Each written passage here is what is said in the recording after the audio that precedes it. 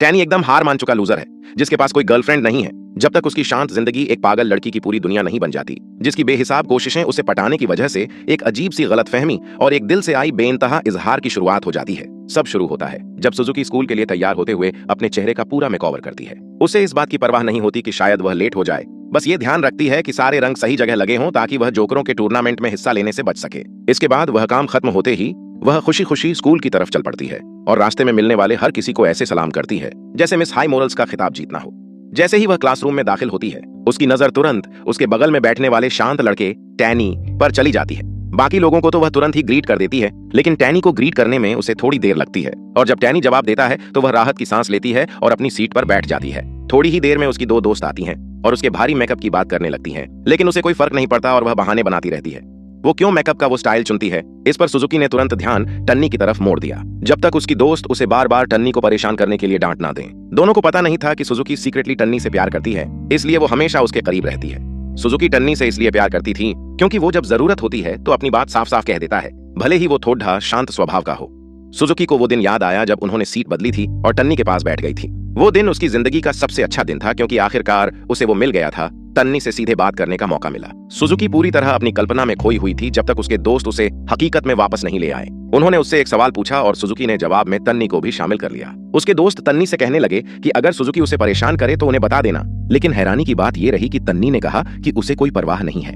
जैसे ही टन्नी ने यह कहा, सुजुकी का दिमाग मानो फूली हुई गुब्बारे की तरह फटने वाला था। सुजुकी पूरी तरह कांप रही थी और सोच रही थी कि काश उसे मौका मिले।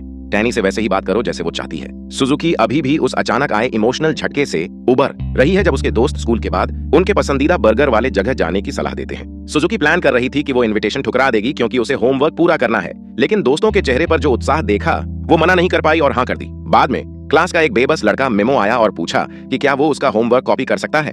सुजुकी, जो कि अच्छी लड़की है, ने अपना होमवर्क उसे दे दिया। लंच के टाइम सुजुकी के दोस्त बातें कर रहे थे, टैनी के बारे में कैजुअली बात करते हुए, पर उसकी हर बात सुनते ही सुजुकी पागल हो जाती है।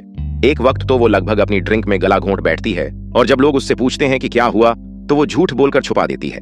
उसी दिन बाद में सुजुकी खुद को बाथरूम में फंसा हुआ पाती है और अपनी बेहाल जिंदगी के बारे में सोचती रहती है। जब तक उसे पता चलता है स्कूल में लगभग सारे लोग जा चुके होते हैं। वो हिम्मत जुटाकर घर जाने का सोचती है, लेकिन जैसे ही वो लॉकर रूम पहुंचती है तो वहां टैनी मिल जाता है। सुजुकी मौके पर ही लगभग बेहोश हो जाती है, पर वो हिम्मत जुटा के टैनी से बोलती है कि इतनी देर से स्कूल में क्यों है। टैनी बताता है कि उसे कमिटी के कुछ काम थे। सुजुकी फिर पूछती है कि घर जाते वक्त वो कौन सा रास्ता लेता है और टैनी अपना पसंदीदा रास्ता बताता है। सुजुकी तो पूरी तरह दंग रह जाती है जब पता चलता है कि उनका रास्ता एक ही है। वो हिम्मत करके टैनी से पूछती है कि क्या वे साथ में थोड़ा साथ चल सकते हैं। कुछ ही देर बाद दोनों घर जाते हुए दिखते हैं। टैनी चुप रहता है जैसा कि वो होता है और सुजुकी सवालों की बौछार करने लगती है। हर जगह बातचीत को मजेदार बनाने की कोशिश कर रही थी। वो एक बात से दूसरी बात पर कूदती रही जब तक कि वो अपने बर्गर शॉप के वाकये तक नहीं पहुंची। सुजुकी बर्गर के बड़े होने की बात करती रही, लेकिन अचानक उसे एहसास हुआ कि शायद वो ज्यादा ही बोल रही है और टैनी के लिए बातचीत बहुत बोरिंग हो गई होगी। क्या बोलना है समझ नहीं आ रहा था, तो उसने अचानक टैनी से पूछा कि क्या वो उसके साथ बर्गर खाने चलेगा।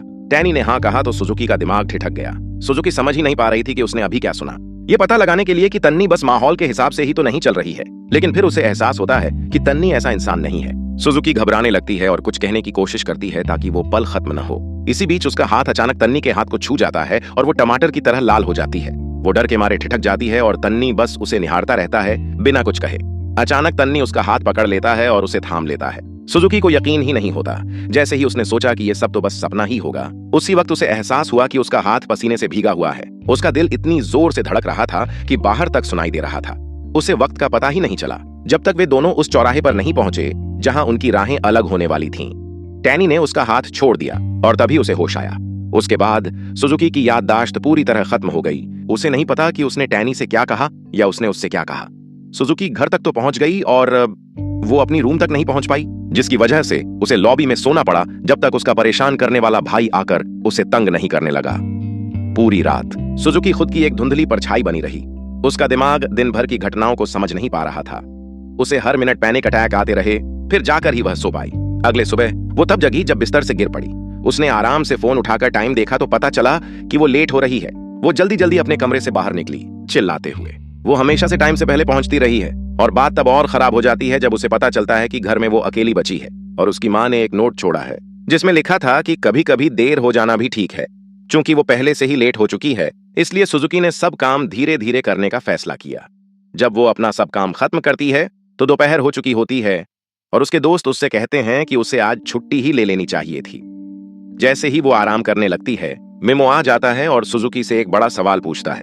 वो उससे पूछता है कि क्या वो और टैनी एक दूसरे को डेट कर रहे हैं, क्योंकि एक अनजान लड़के ने उन्हें साथ घर जाते देखा था। ये सवाल सुजुकी को बहुत जोर से लगा, उसे एक मुश्किल हालात में डाल दिया। वो यकीन नहीं कर पा रही थी कि उसका ये अनजाना रिश्ता पहले ही सबकी नजरों में आ गया है।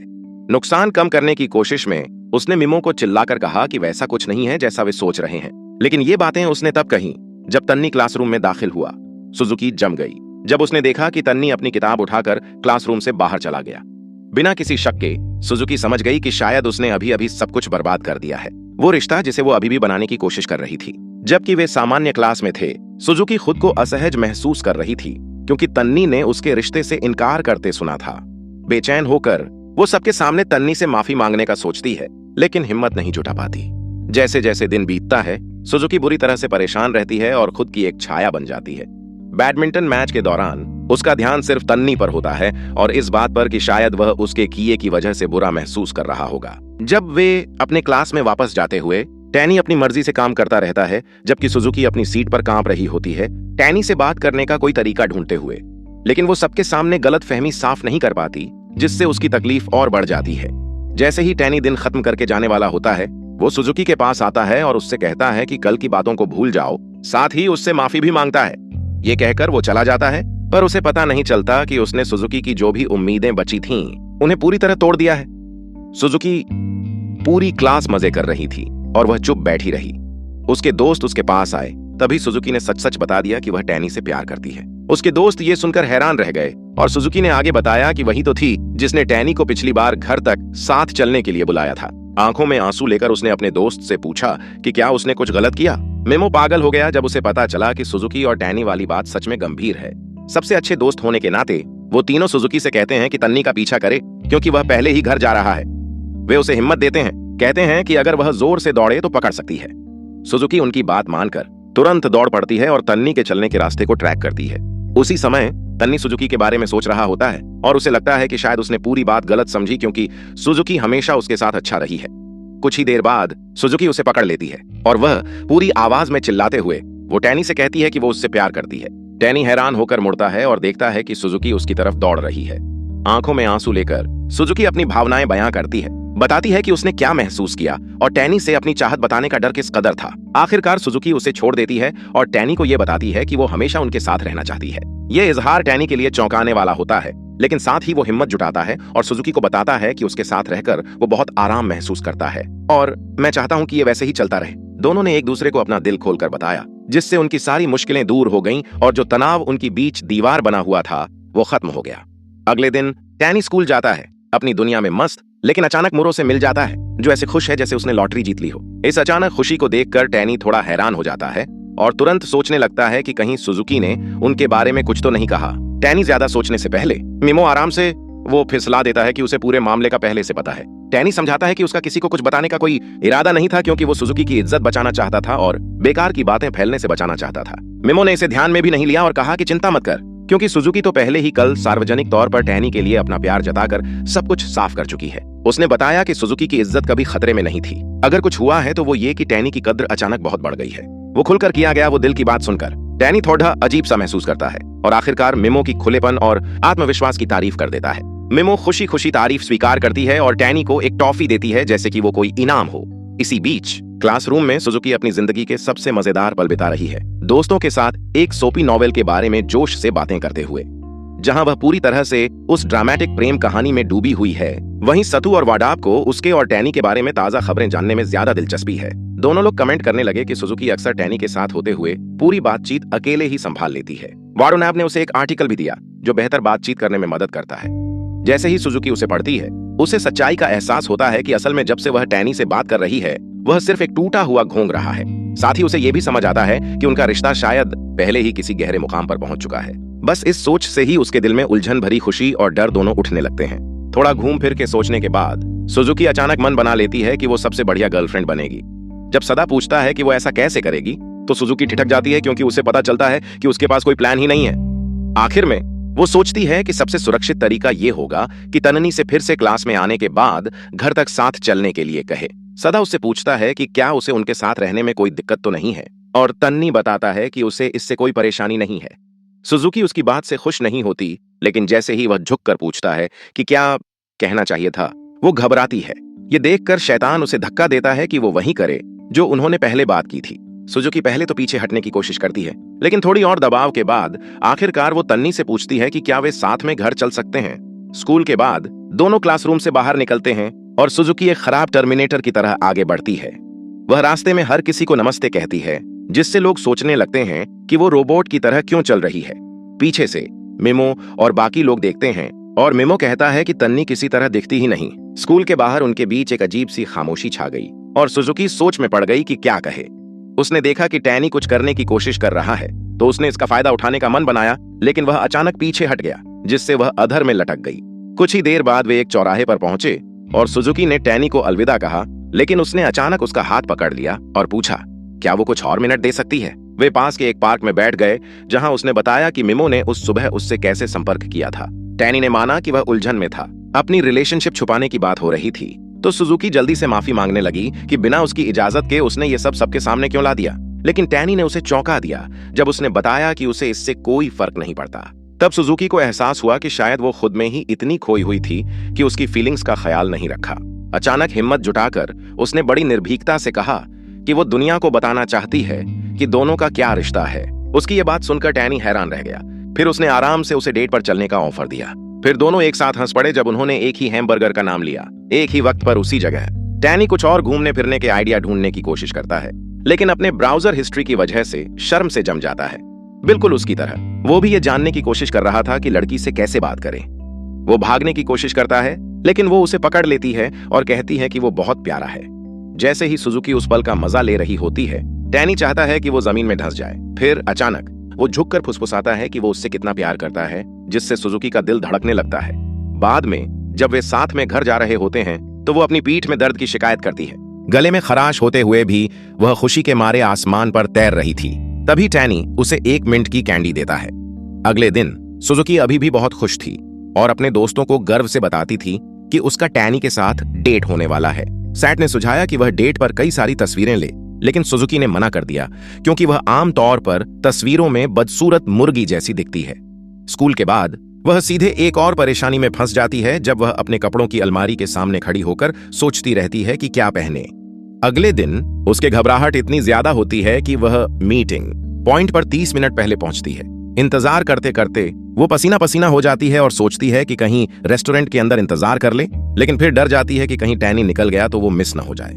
तभी टैनी अपनी सादा सी कपड़े पहने वहां आ जाता है, लेकिन सुजुकी को वो किसी के पॉप आइडल से भी ज्यादा कूल लग रहा होता है। वो 20 मिनट पहले आ गया था ताकि सुजुकी को इंतजार न करना पड़े, लेकिन फिर पता चलता है कि सुजुकी उससे पहले ही वहां पहुंच चुकी थी। थोड़ी देर बाद दोनों बर्गर वाली जगह पहुंचते हैं और सुजुकी खुशी खुशी अपना बर्गर पकड़ती है। फिर अचानक रुक जाती है क्योंकि उसे कुछ याद आ जाता है। खाना खाते हुए वो बहुत अजीब लगती है। जब वो देखती है कि तन्नी कितनी आराम से खाना खा रही है, तो वह ज्यादा सोचने लगती है और झिझकते हुए खाना चबाती है। उसकी असहजता महसूस करके तन्नी उसे सांत्वना देती है, जिससे सुकाजी तुरंत फिर से भूखे भालू की तरह बर्गर खाने लगती है। खाना खाने के बाद सुकाजी तन्नी को मॉल में घुमाने ले जाती है ताकि वे मूवी शुरू होने से पहले थोड़ा घूम फिर सकें। थोड़ी देर बाद वे थिएटर में जाते हैं और तन्नी नोटिस करती है कि सुकाजी बार बार उसे चुपके से देख रही है। जब वह इस बारे में पूछता है तो तन्नी शर्म से लाल हो जाती है। मूवी के दौरान सुकाजी आखिरकार वो ज्यादातर वक्त रोती रहती है, जबकि टैनी उसे देखता रहता है। भावुक सीन से बिल्कुल भी प्रभावित नहीं होता। फिल्म खत्म होते ही सुजुकी तुरंत मेकअप ठीक करने के लिए बाथरूम भाग जाती है। जब वो बाहर आती है तो टैनी को फोटो बूथ के पास खड़ा देखती है। वो सोचती है कि शायद ये मौका है फोटो लेने का, जैसा साटा ने कहा था, लेकिन घबराहट में वो पीछे हट जाती है। तब टैनी उसे बाहर निकालता है और कहता है कि चलो स्मृति चिन्हों की दुकान देखते हैं। वो समझाता है कि उन्हें ऐसा कुछ लेना चाहिए जो उनकी पहली डेट की याद दिलाए। यह सुनते ही सुजुकी बहुत खुश हो जाती है। बाद में वे दोनों आराम करने के लिए बैठते हैं और सुजुकी बिना रुके मूवी के बारे में बातें करने लगती है, लेकिन किसी भी किरदार का नाम याद नहीं आ पाता। जैसे जैसे वह बोलती रहती है, तनी शांति से नाम जोड़ देता है, जिससे सुजुकी उसकी याददाश्त से प्रभावित हो जाती है।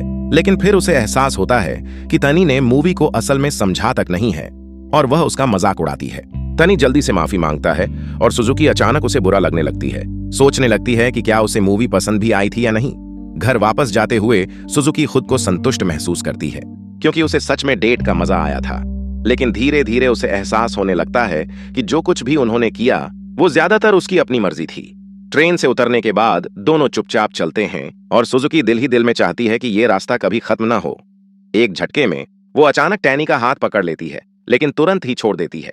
लेकिन उससे पहले कि वो हाथ छुड़ा पाती, टैनी मजबूती से उसका हाथ पकड़ लेता है। फिर वे दोनों कुछ नासमझ सी खामोशी में चलते रहते हैं। सुजुकी शुरू होती है अपना हाथ घुमाते हुए। चुप्पी तोड़ते हुए उसने कहा कि उसे उनकी डेट बहुत मजेदार लगी। फिर उसने माफी मांगी कि उसने उनकी डेट में उसके पसंद की चीजों का ध्यान नहीं रखा। टैनी ने आराम से कहा कि भले ही उन्होंने वो सब कुछ किया जो उसे पसंद था, उसे फिर भी मजा आया क्योंकि वो उसके साथ था। उसने बताया कि ऐसे काम आमतौर पर उसकी रुचि के नहीं होते, लेकिन उसे कोई आपत्ति नहीं है नई चीजें करने में, जब तक वो उसके साथ हो। ये ईमानदार बात सुनकर उसके दिल में एक जोश की लहर दौड़ गई। सुजुकी के पास से गुजरते हुए बिना सोचे समझे वो अचानक बोल बैठती है कि वो उसके साथ फोटो लेना चाहती है। टैनी तुरंत मान जाता है और सुजुकी जल्दी से उसे सही पोज दे देता है और बताता है कि क्या करना है। फोटो खींचने के बाद वो अलविदा कहती है, लेकिन तब रुक जाती है जब उसे लगता है कि वो उसे घूर रहा है।